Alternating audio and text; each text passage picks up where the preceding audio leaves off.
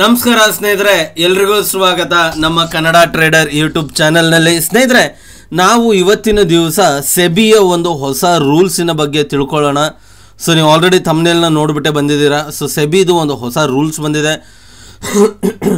So ಆ rules ಏನನ್ನ ಹೇಳುತ್ತೆ ಹಾಗೂ ಈ ರೂಲ್ಸ್ ನಮಗೆ ಯಾವಾಗಿಂದ ಅಪ್ಲೈ ಆಗಿದೆ ಅನ್ನೋದ್ರ ಬಗ್ಗೆನೂ ತಿಳ್ಕೊಳ್ಳೋಣ.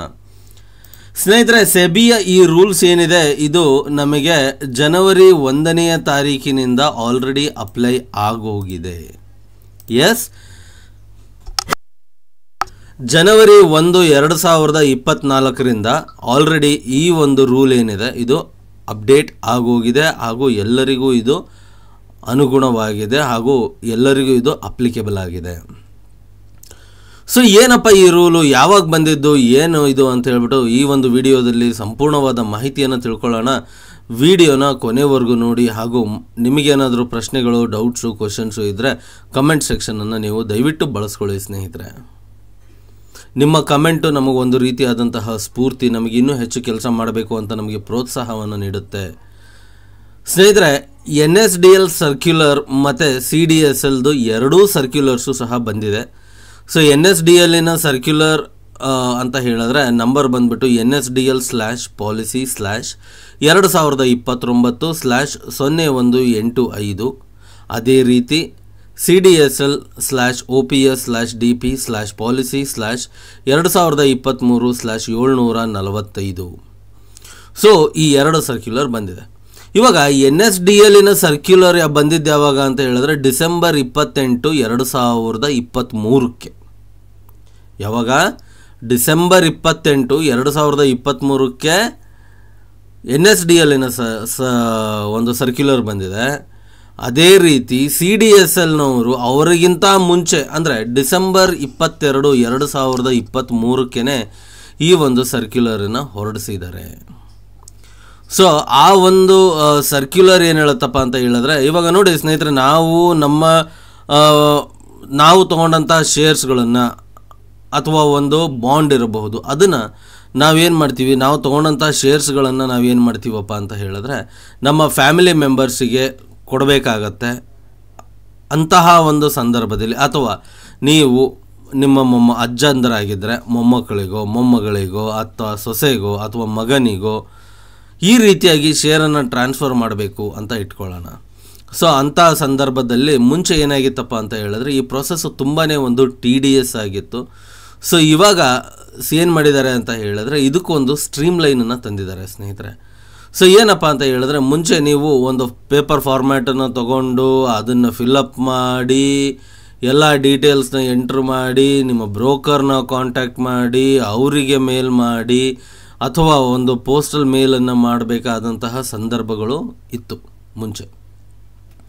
ಸೊ ಇವಾಗ ಏನು ಮಾಡಿದೆ ಅಂತ ಹೇಳಿದ್ರೆ ಜನವರಿ 1ನೇ ತಾರೀಕು 2024ರಿಂದ ಮ್ಯಾಂಡೇಟ್ ಮಾಡಿದೆ. ಏನು ಅಂತ ಹೇಳಿದ್ರೆ ಪ್ರೊಸೀಜರ್ನ ತುಂಬ ಸಿಂಪ್ಲಿಫೈ ಮಾಡಿದ್ದಾರೆ. ಏನು ಅಂತ ಹೇಳಿದ್ರೆ ಮೊದಲು ನೀವು ನಿಮ್ಮ ಟಾರ್ಗೆಟ್ ಡಿಮ್ಯಾಟ್ ಅಕೌಂಟಿನ ಡೀಟೇಲ್ಸ್ಗಳನ್ನು ಎಂಟರ್ ಮಾಡಬೇಕು.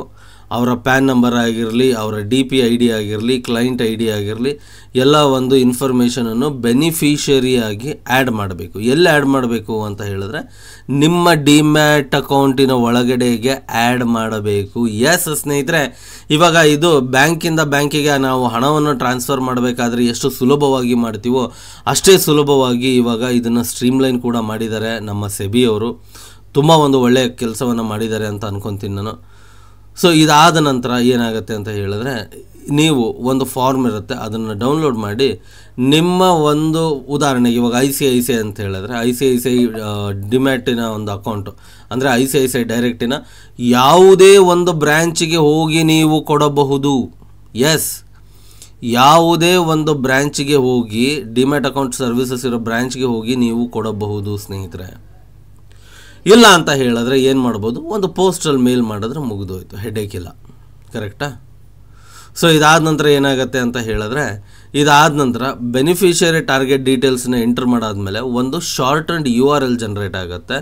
ಸೊ ಆ ಶಾರ್ಟ್ ಆ್ಯಂಡ್ URL ನಿಮ್ಮ ಮೊಬೈಲಿಗೆ ಹಾಗೂ ನಿಮ್ಮ ಒಂದು ಇಮೇಲ್ ರಿಜಿಸ್ಟರ್ಡ್ ಇಮೇಲ್ ID ಏನಿರುತ್ತೆ ಆ ಒಂದು ಇಮೇಲಿಗೆ ಮತ್ತು ನಿಮ್ಮ ರಿಜಿಸ್ಟರ್ಡ್ ಮೊಬೈಲಿಗೆ ಫಾರ್ವರ್ಡ್ ಮಾಡ್ತಾರೆ. ಯಾರು? ಡೆಪಾಸಿಟ್ರಿ ಅವರು. ಓಕೆ ಫೈನ್, ಇದು ಅಪ್ಡೇಟ್ ಆಗಿದೆ ಅಂತ ಹೇಳಿಬಿಟ್ಟು ಆ್ಯಡ್ ಆದಮೇಲೆ ಅವರು ಒಂದು ಶಾರ್ಟ್ ಆ್ಯಂಡ್ URLನ ಕಳಿಸ್ತಾರೆ. ಸೊ ಆ ಶಾರ್ಟ್ ಆ್ಯಂಡ್ URLನ ಯೂಸ್ ಮಾಡ್ಕೊಂಬಿಟ್ಟು ನೀವು ಮುಂದೆ ಪ್ರೊಸೀಡ್ ಮಾಡ್ಬೋದು. ಯಾವ ರೀತಿ ಅಂತ ಹೇಳಿದ್ರೆ, ಆ ಶಾರ್ಟ್ ಆ್ಯಂಡ್ URLನ ನಾವು ಕ್ಲಿಕ್ ಆದಮೇಲೆ ಒಂದು ವೆಬ್ ಪೇಜ್ ಓಪನ್ ಆಗುತ್ತೆ.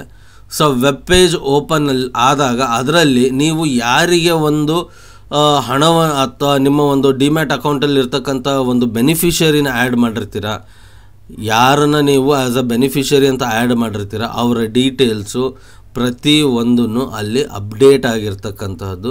ಅದನ್ನು ನೀವು ಇನ್ನೊಂದು ಸರಿ ವೆರಿಫೈ ಮಾಡಿಕೊಂಡು, ಇವಾಗ ಏನಾಗುತ್ತೆ ಅಂತ ಹೇಳಿದ್ರೆ, ನಾನು ಏನು RTGS ಮಾಡಬೇಕು ಅಂತನೋ ಅಥವಾ ಒಂದು IFSCನ ನಾನು ಅಪ್ಡೇಟ್ ಕಳಿಸ್ಬೇಕು ಅಂತ ಹೇಳಿದಾಗ್ಲೂ ಏನಾಗುತ್ತೆ, ಬೆನಿಫಿಷರಿನ ಆ್ಯಡ್ ಮಾಡ್ತೀವಿ, ಆ್ಯಡ್ ಮಾಡೋ ನಂತರ ಪೇಮೆಂಟಿಗೆ ಹೋಗ್ತೀವಿ, ಒಂದು ಹೊಸ ಪೇಜ್ ಓಪನ್ ಆಗುತ್ತೆ. ಅಲ್ಲಿ ನಾವೇನು ಮಾಡ್ತೀವಿ, ಎಲ್ಲ ಡೀಟೇಲ್ಸ್ನ ವೆರಿಫೈ ಮಾಡಿಬಿಟ್ಟು ಲಾಸ್ಟಿಗೆ ಸಬ್ಮಿಟ್ ಅಂತ ಹೊಡಿತೀವಿ. ಕರೆಕ್ಟಾ? ಸೊ ಇದೂ ಸಹ ಅಷ್ಟೇ ಒಂದು ಸ್ಮೂತಾಗಿ ಪ್ರೊಸೆಸನ್ನು ಸ್ಟ್ರೀಮ್ಲೈನ್ ಮಾಡಿದ್ದಾರೆ ನಮ್ಮ ಸೆಬಿಯವರು. ತುಂಬ ಒಂದು ಒಳ್ಳೆಯ ಕೆಲಸ ಅಂತ ಮಾಡಿದ್ದಾರೆ ಅಂತ ನಾನು ಅನ್ಕೊತೀನಿ ಸ್ನೇಹಿತರೆ.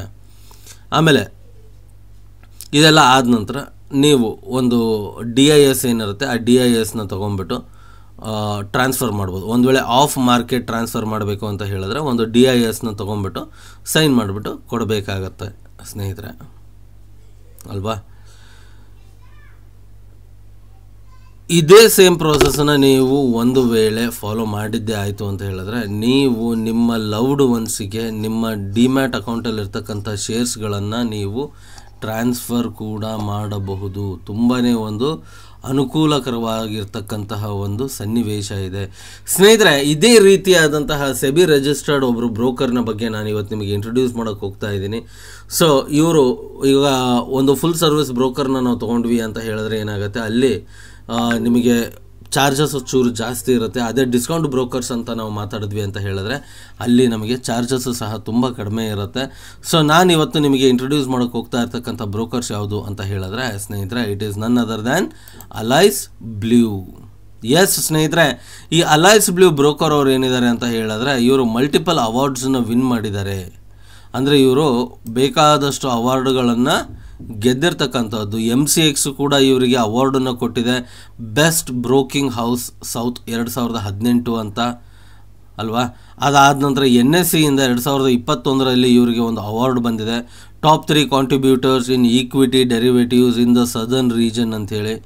ಆಪರೇಷನಲ್ ಎಕ್ಸಲೆನ್ಸ್ ಲೀಡರ್ಶಿಪ್ ಅವಾರ್ಡ್ ಕೂಡ ಬಂದಿದೆ. ಎಸ್ ಸ್ನೇಹಿತರೆ, ಈ ಒಂದು ಅವಾರ್ಡ್ ಕೂಡ ಬಂದಿದೆ. Leadership number of the exchange ಅಂತ ಹೇಳ್ಬಿಟ್ಟು ಮತ್ತೆ MCX ಕಡೆಯಿಂದ 2020, 21, 22ಕ್ಕೆ ಕಂಟಿನ್ಯೂಸ್ ಆಗಿ 3 ವರ್ಷಕ್ಕೆ ಇವರಿಗೆ ಅವಾರ್ಡನ್ನು ಬಂದಿರತಕ್ಕಂಥದ್ದು.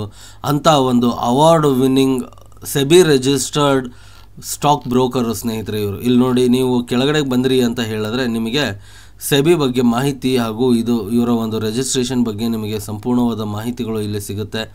ಸೊ ನೀವು ಇಲ್ಲಿಂದ ಇದನ್ನು ವೆರಿಫೈನೂ ಸಹ ಮಾಡ್ಕೋಬಹುದು. ಕರೆಕ್ಟಾ? ಸೊ ಸ್ನೇಹಿತರೆ, ಇದಾದ ನಂತರ ಇಲ್ಲಿ ನೋಡಿ, ಇವರಲ್ಲಿ ಯಾವ ರೀತಿಯಪ್ಪ ಅಂತ ಹೇಳಿದ್ರೆ, ನೀವು ಪ್ರತಿಯೊಂದು ಟ್ರೇಡಿಗೆ ನೀವು ಇಲ್ಲಿ ಚಾರ್ಜನ್ನು ಮಾಡ್ತಕ್ಕಂಥದ್ದು ಇಲ್ಲಿ ನಾವು ನೋಡ್ತಾ ಇರ್ಬೋದು. ಈ ಫ್ರೀ ಈಕ್ವಿಟಿ ಡೆಲಿವರಿ ಇನ್ಸ್ಟ್ರೂಮೆಂಟ್ಸ್, ಅಂದರೆ ನೀವು ಈಕ್ವಿಟಿಯನ್ನು ಶೇರುಗಳನ್ನು ಡೆಲಿವರಿ ತೊಗೊಂಡ್ರಿ ಅಂತ ಹೇಳಿದ್ರೆ, ಅಂದರೆ ಯಾವುದೇ ಒಂದು ಕಂಪನಿಯ ಶೇರುಗಳನ್ನು ನೀವು ಕೆಲವು ದಿವಸಗಳವರೆಗೂ ಇಟ್ಟುಬಿಟ್ಟು ಆಮೇಲೆ ನಾನು ಮಾರುಕಟ್ಟೆಯಲ್ಲಿ ಮಾರ್ತೀನಿ ಅಂತ ಹೇಳಿದ್ರೆ ಅದಕ್ಕೆ ಯಾವುದೇ ರೀತಿಯಾದಂತಹ ಚಾರ್ಜಸನ್ನು ಇವರು ಚಾರ್ಜ್ ಮಾಡೋದಿಲ್ಲ. ಇದು ಮೇಯ್ನು. ಇನ್ನು ಇಂಟ್ರಾಡೇ ಆಗಿರಲಿ, ಈಕ್ವಿಟಿ ಆಗಿರಲಿ, ಕಮೋಡಿಟಿ ಆಗಿರಲಿ, ಕರೆನ್ಸಿ ಆಗಿರಲಿ, ಫ್ಯೂಚರ್ಸ್ ಆಗಿರಲಿ, ಆಪ್ಷನ್ಸ್ ಆಗಿರಲಿ, ಇದಕ್ಕೆ 15 ರೂಪಾಯಿಗಳನ್ನು ಇವರು ಚಾರ್ಜ್ ಮಾಡ್ತಾ ಇದ್ದಾರೆ. ಇನ್ನು ಸ್ನೇಹಿತರೆ, ನಾವು ಮ್ಯೂಚುವಲ್ ಫಂಡ್ಸು ಮತ್ತು IPOಗಳನ್ನು ನೋಡಿದ್ವಿ ಅಂತ ಹೇಳಿದ್ರೆ ಇಲ್ಲಿ ಯಾವುದೇ ರೀತಿಯಾದಂತಹ ಚಾರ್ಜಸ್ಸನ್ನು ಇವರು ಚಾರ್ಜ್ ಮಾಡ್ತಾ ಇಲ್ಲ. ಎಸ್ ಸ್ನೇಹಿತರೆ, ಯಾವುದೇ ರೀತಿಯಾದಂತಹ ಚಾರ್ಜಸ್ಸನ್ನು ಚಾರ್ಜ್ ಮಾಡ್ತಾ ಇಲ್ಲ.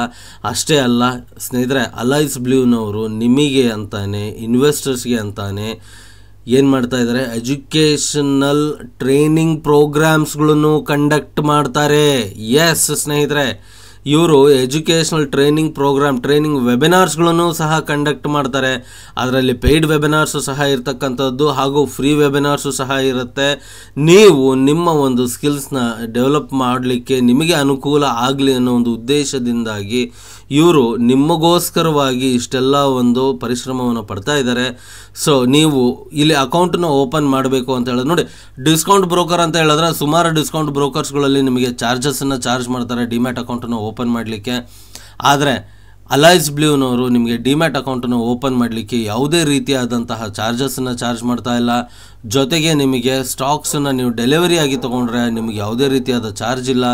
ಮ್ಯೂಚುವಲ್ ಫಂಡ್ಸ್ನ ತೊಗೊಂಡ್ರೆ ಚಾರ್ಜಸ್ ಇಲ್ಲ. IPOನ ತೊಗೊಂಡ್ರೆ ನಿಮಗೆ ಚಾರ್ಜಸ್ ಇಲ್ಲ. IPOಗೆ ಅಪ್ಲೈ ಮಾಡಿದ್ರೆ ಚಾರ್ಜಸ್ ಇಲ್ಲ. ಏನಪ್ಪ ಅಂತ ಹೇಳಿದ್ರೆ intraday, equity, commodity, currency, futures, options ಇವಿಷ್ಟಕ್ಕೆ ಮಾತ್ರ ನಿಮಗೆ ಬ್ರೋಕರೇಜನ್ನು ಚಾರ್ಜ್ ಮಾಡ್ತಾ ಇರ್ತಕ್ಕಂತಹದ್ದು ಸ್ನೇಹಿತರೆ.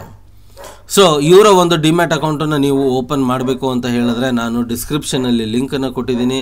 ಆ ಲಿಂಕಿನ ಮುಖಾಂತರ ನೀವು ಹೋಗ್ಬಿಟ್ಟು ಇವ್ರ ಹತ್ರ, ಈ ಒಂದು ಬ್ರೋಕರ್ ಅವ್ರ ಹತ್ರ ನೀವು ಡಿಮ್ಯಾಟ್ ಅಕೌಂಟನ್ನು ಓಪನ್ ಮಾಡಬಹುದು ಸ್ನೇಹಿತರೆ. ಸೊ ನಿಮಗೇನಾದರೂ ಪ್ರಶ್ನೆಗಳು ಬಂದಂಥ ಸಂದರ್ಭದಲ್ಲಿ ನೀವು ಡೈರೆಕ್ಟಾಗಿ ಇವರಿಗೆ ಕರೆಯನ್ನು ಮಾಡಿ ಸಹ ನಿಮ್ಮ ಡೌಟ್ಸನ್ನು ಕ್ಲಾರಿಫೈ ಮಾಡ್ಕೋಬೋದು. ಬ್ರೋಕರ್ ಒಂದು ಪ್ಲ್ಯಾಟ್ಫಾರ್ಮ್ ವಿಷಯಕ್ಕೆ ಬಂತು ಅಂತ ಹೇಳಿದ್ರೆ ಇವರು ಸೆಬಿ ರಿಜಿಸ್ಟರ್ಡ್ ಬ್ರೋಕರ್ ಕೂಡ ಹೌದು ಸ್ನೇಹಿತರೆ, ರೈಟ್. ಸೊ ಇಂಥ ಒಂದು ಬ್ರೋಕರ್ಸ್ಗಳಲ್ಲಿ ನಾವು ಇನ್ವೆಸ್ಟ್ ಮಾಡಿದಾಗ ಏನಾಗುತ್ತೆ ಅಂತ ಹೇಳಿದ್ರೆ ನಮಗೆ ಒಂದು ಸ್ವಲ್ಪ ಧೈರ್ಯ ಬರುತ್ತೆ. ಸೊ ಸೇಮ್ ಪ್ರೊಸೀಜರು ಇವರು ಸೆಬಿ ಅಂಡರಲ್ಲಿ ಬರೋದ್ರಿಂದ ನಿಮಗೆ ಇವರೂ ಸಹ ನಿಮಗೆ ಸೇಮ್ ಪ್ರೊಸೀಜರನ್ನು ಫಾಲೋ ಮಾಡಬೇಕಾಗತ್ತೆ.